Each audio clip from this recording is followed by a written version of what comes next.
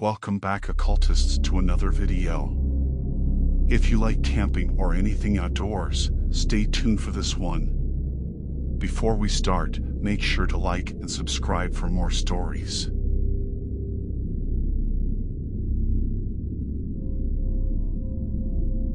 My name is David. I'm a father and husband, and I always believed that camping brought families together, offered a chance to bond away from the distractions of the world.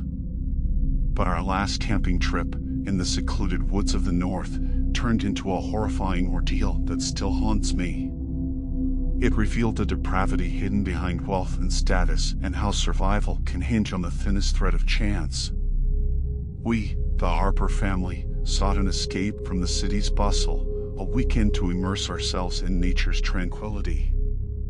My wife, Anna, our two kids, Lily and Max, and I set off to an area rumored for its breathtaking beauty and isolation. The perfect spot, I thought, to unwind and reconnect as a family. We found a clearing deep in the woods, surrounded by towering pines. It was peaceful. The only sounds were the rustling leaves and distant bird calls. We set up our camp, laughing and working together, blissfully unaware of the nightmare that awaited us. As dusk settled, a cold wind brought an unexpected visitor, a well-dressed man, seemingly in his 50s, with a polite yet unnerving smile. He introduced himself as Mr. Whitaker, owner of the vast land we were camping on. To our surprise, he invited us to his mansion for dinner. "We rarely have visitors here," he said, his voice smooth and cultured. "It would be our pleasure to host your lovely family." In retrospect, every alarm in my head should have screamed. But, caught off guard by his charm and hospitality, we naively accepted, lured by the curiosity of dining in a mansion hidden in the woods. The Whitaker mansion was a grand, imposing structure, a stark contrast to the wilderness surrounding it. Mr. Whitaker introduced us to his wife, Evelyn, and their two sons, both polite but with a coldness in their eyes that unsettled me. Dinner was lavish, the table laden with exquisite dishes and fine wine. Mr. Whitaker regaled us with stories of his travels, his successes, while his family watched us with an intensity that made my skin crawl. As the evening wore on, Anna and I began to feel dizzy, our thoughts muddled. Panic set in as I realized we had been drugged. I tried to stand, to protect my family, but my limbs wouldn't obey. That's when the true faces of our hosts were revealed. Their polite veneer dropped, replaced by twisted smiles. "Welcome to our game," Mr. Whitaker sneered, his voice laced with sadistic glee. His sons restrained us, their strength surprising. Evelyn watched with a sick fascination. Mr. Whitaker explained their twisted entertainment, hunting and torturing those who wandered onto their land. I struggled against the ropes, my mind racing. Anna, semi-conscious, murmured my name, her voice laced with fear. Lily and Max were crying, their innocent faces contorted in terror. It was a father's worst nightmare, helplessly watching his family in peril. But amidst the despair and fear, a fierce determination ignited within me. I would not let these monsters harm my family. As Mr. Whitaker detailed his sick plans, I noticed Max wriggling his hand free from the loose knot around his wrist. I silently encouraged him, my heart pounding. Max managed to free himself and, in a brave but reckless move, lunged at one of the sons, biting his hand. The room erupted into chaos. I used the distraction to break free, attacking the other son with a ferocity born of desperation. Anna, roused by the commotion, helped Lily slip from her bonds.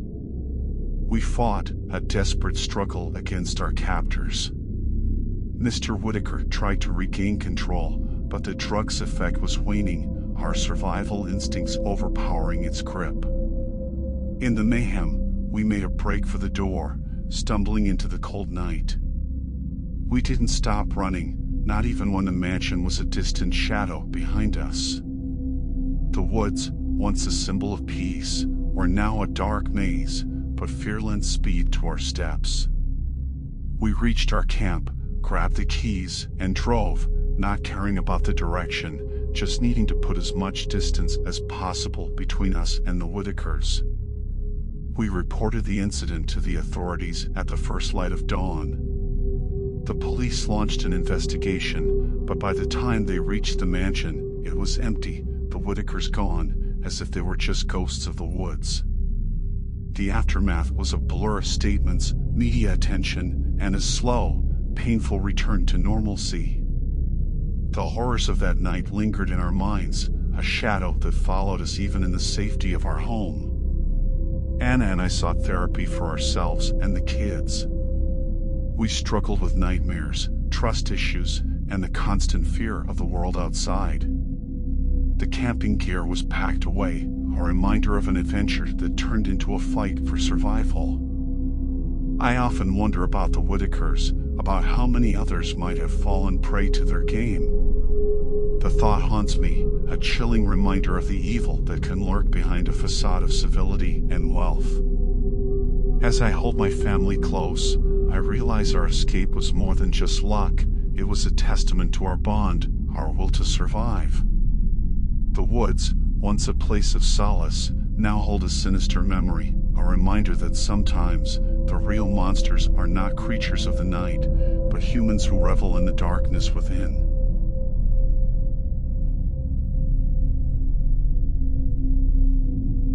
My name is Carter, and I've always been drawn to the wild, the untamed parts of the world where nature reigns supreme. I thrived on solitude, exploring remote landscapes alone. But my last expedition into the snow-covered mountains of the north turned into a nightmarish odyssey, a tale of survival, hallucinations, and a price paid in flesh. It began as an exhilarating adventure. Equipped with my gear, I set out to conquer the lesser-known trails. The vast, icy wilderness was both intimidating and alluring. I felt alive, trekking through the thick blanket of snow, leaving the only trace of humanity in my solitary footprints. But nature is unpredictable. On the third day, a blizzard swept in without warning. Visibility dropped to near zero, and the world around me became a swirling maelstrom of snow and wind. I sought shelter under a rocky overhang, hoping to wait it out. But the storm raged on for hours, then days, disorienting me, erasing my tracks, and stranding me in a frozen hell. Food supplies ran low, and hunger became my constant companion. In my desperation, I foraged for anything edible. That's when I found the berries, a bright splash of color against the endless white. I remembered reading about similar berries, safe to eat, a little-known secret of the wild. I consumed them eagerly, welcoming the sweet, tangy taste. But those weren't the berries I thought they were. Within hours, my triumph over hunger turned into a descent into madness. The world around me warped, the snow-covered trees transforming into leering, twisted figures. I heard voices, whispers carried by the wind, speaking in tongues I couldn't understand. The hallucinations grew more vivid. Demons, creatures of shadow and ice, emerged from the blizzard, their eyes glowing with malevolence. They circled me, their hisses and growls a cacophony of terror. I ran, stumbling through the snow, my sense of direction lost in the grip of the poison coursing through me. Nights and days blurred into a continuous loop of horror. The demons pursued me relentlessly, a punishment for my arrogance in thinking I could conquer nature. I couldn't sleep, couldn't rest. The cold seeped into my bones, an icy embrace that threatened to claim me. In a rare moment of lucidity, I realized the berries were to blame. But the damage was done. The frostbite had set in, my feet numb and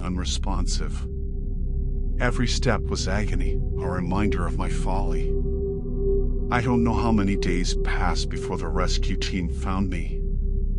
I was lying in the snow, my body on the brink of collapse, my mind lost in a delirious haze.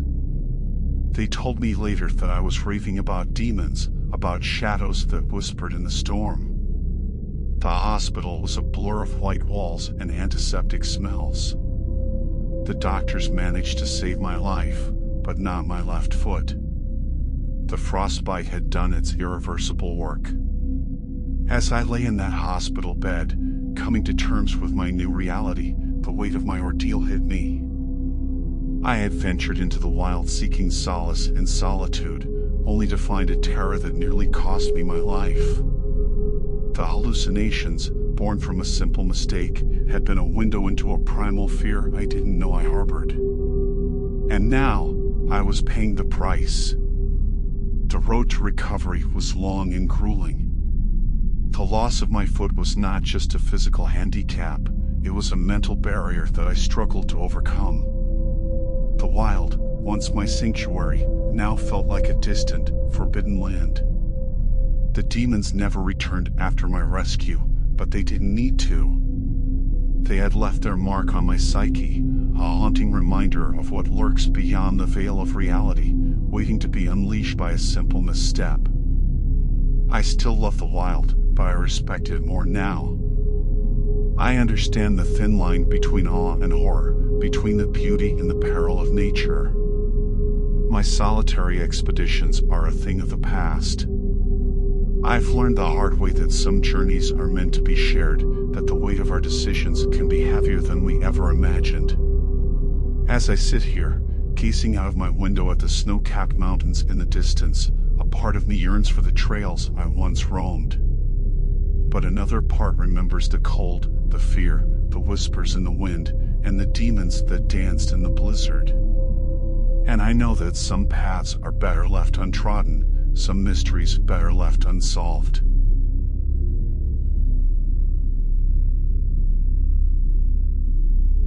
My name is Emily, and what I'm about to recount is the horrifying ordeal that my husband, Mark, and I endured on our honeymoon, a nightmare that haunts us to this day.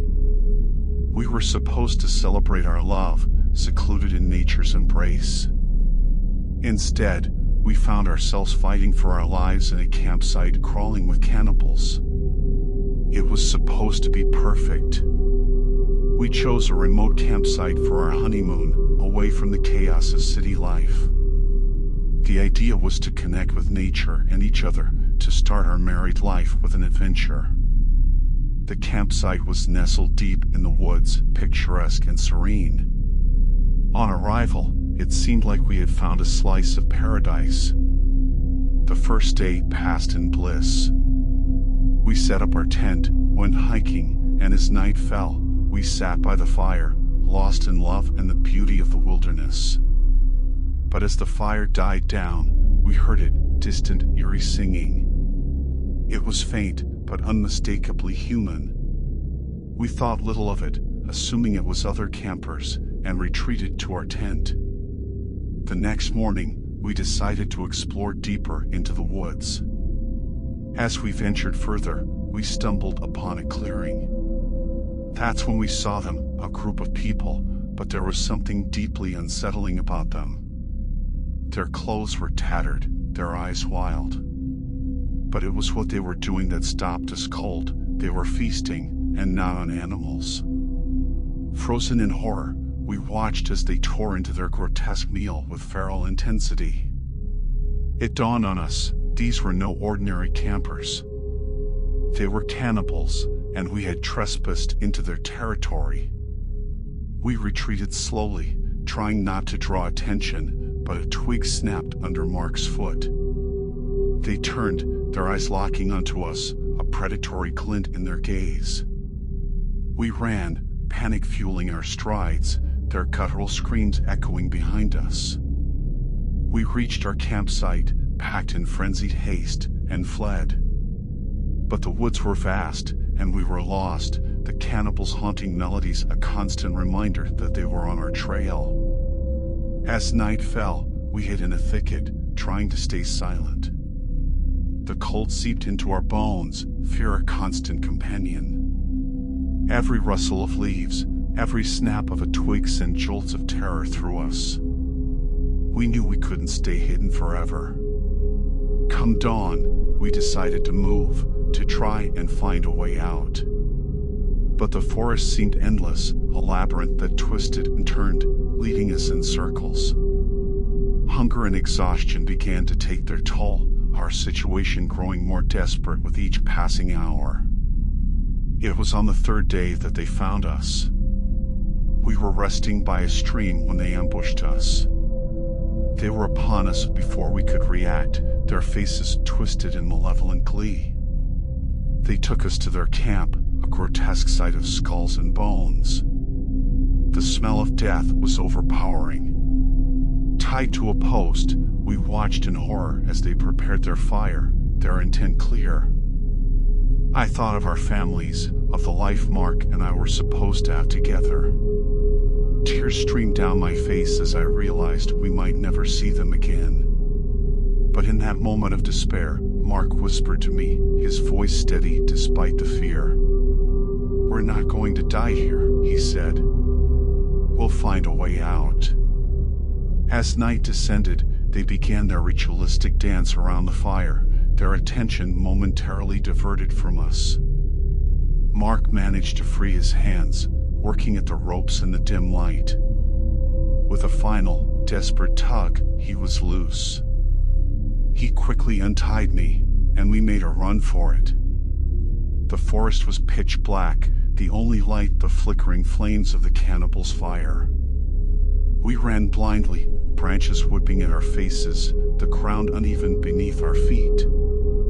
We could hear them behind us, their enraged screams a stark reminder of what would happen if they caught us.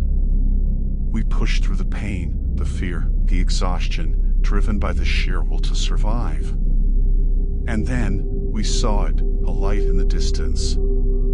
Hope surged through us. We stumbled towards it, emerging from the tree line to find a road, a lone car approaching.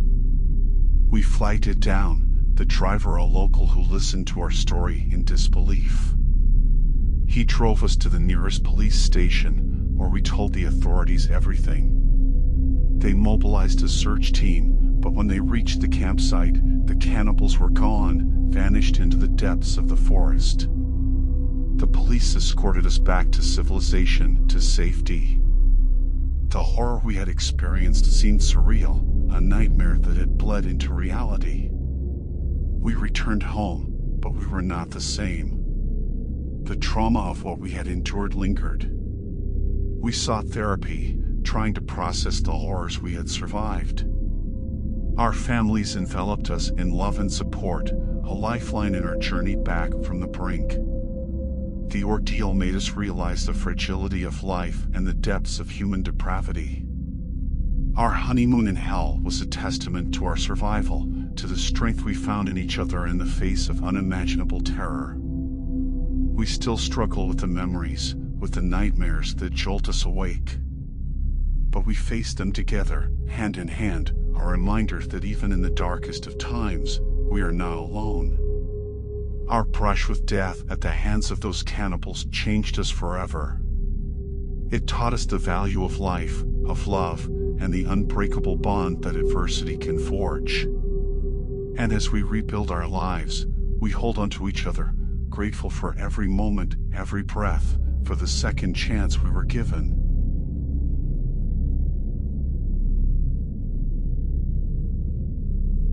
I've always been a sucker for a good ghost story.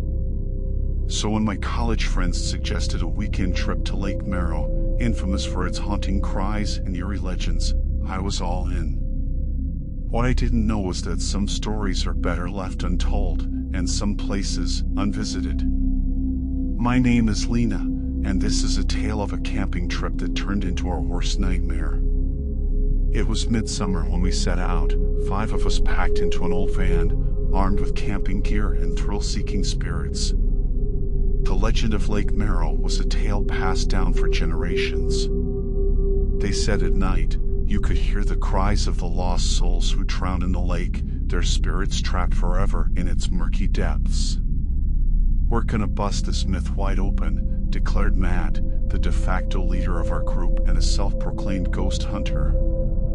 Along with us were Sarah, Josh, and my best friend, Emily.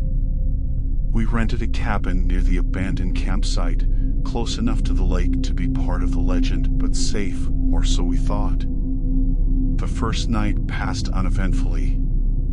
We explored the surrounding woods, found the old campsite, and even dared each other to dip our toes in the lake.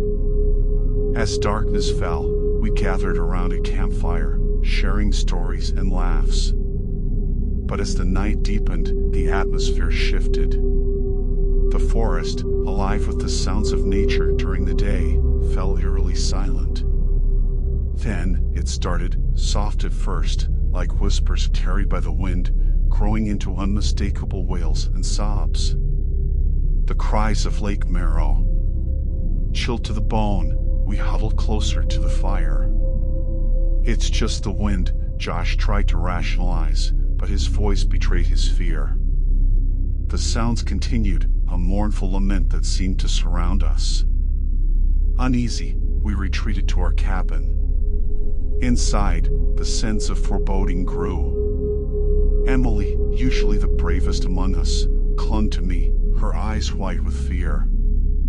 We decided to stick together in the living room, none of us willing to venture into the separate bedrooms. In the dead of night, a blood-curdling scream pierced the silence. It was Sarah. We found her in her room, frantic, pointing at 3 long scratches on her arm. "Something grabbed me," she sobbed. The room was empty, the window locked from the inside. We couldn't explain it.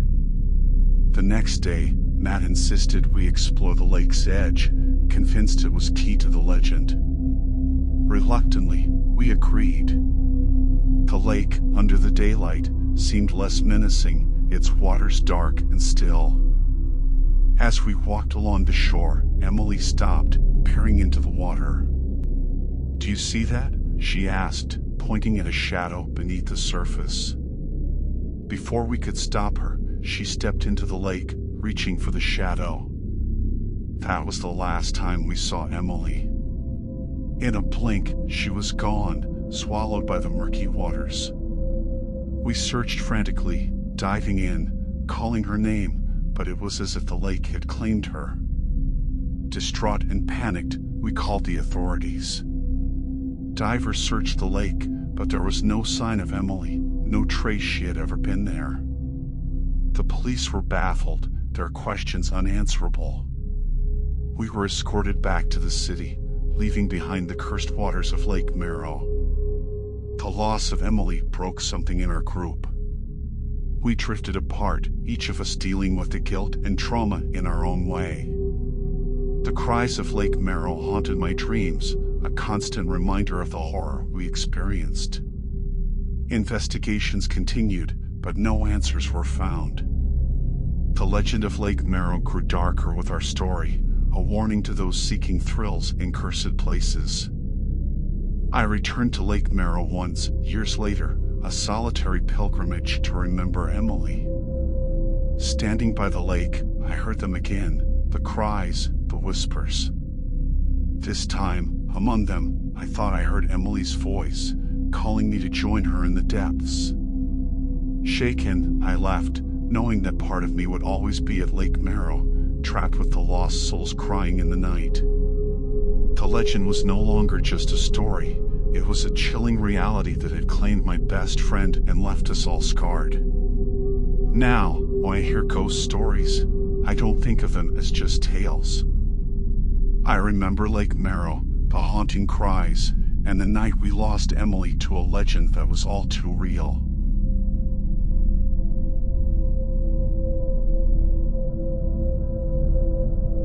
I never believed in the ferocity of nature until that fateful weekend at Silver Pine Campsite. My name is Laura, and I was there when the tranquility of the wilderness turned into a battleground for survival. It was supposed to be a relaxing getaway with my friends, a break from the chaos of city life. Instead, it became a horror story that still haunts my dreams. We arrived at Silver Pine on a sunny Friday afternoon. The campsite was remote, nestled deep in the woods, surrounded by towering pines. It was our little slice of paradise, a place where we could unwind and reconnect with nature. The first night was everything we wanted. We set up camp, cooked over an open fire, and shared stories under the stars. But as we retreated to our tents, a distant howling pierced the night air. We joked about it, saying it added to the camping experience. I wish we had taken it more seriously. The next day, we decided to hike the nearby trails. The forest was lush, alive with the sounds of wildlife. But as we ventured deeper, an uneasy feeling crept over me. The howling from the night before seemed closer, more urgent. We returned to our campsite as dusk approached. That's when we saw them, a pack of wolves, their eyes glowing in the dimming light, circling our camp. Fear gripped me. Wolves were common in the area, but they usually steered clear of humans. We retreated to our tents, hoping the wolves would lose interest. But as night fell, their howling grew louder, more aggressive. We were trapped, our flimsy tents offering little protection. The attack came swiftly. The wolves tore through the campsite, their snarls and growls a symphony of terror. We screamed, scrambling to escape, but they were everywhere. I watched in horror as one of my friends, Jason, was dragged away into the darkness, his cries for help abruptly silenced. Somehow, in the chaos, I managed to escape into the woods, my heart pounding in my chest. I could hear the wolves behind me, their breaths hot on my trail. I ran blindly, tripping over roots and branches, the sounds of my friends' screams echoing in my ears. I found a small cave and hid there, praying the wolves wouldn't find me. Hours passed, the night air filled with the haunting howls of the pack. I was alone, cold, and terrified, my mind replaying the gruesome scenes from the campsite. Dawn finally broke, bringing with it a silence more terrifying than the owls.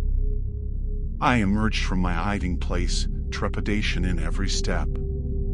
The campsite was a wreck, the aftermath of the night's horror strewn everywhere. But there was no sign of my friends or the wolves.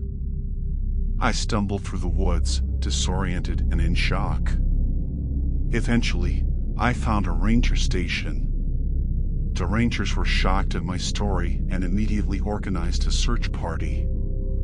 They found the wolves in a clearing, feasting on what remained of my friends. The rangers said it was unusual behavior, that something must have driven the pack to such extreme aggression.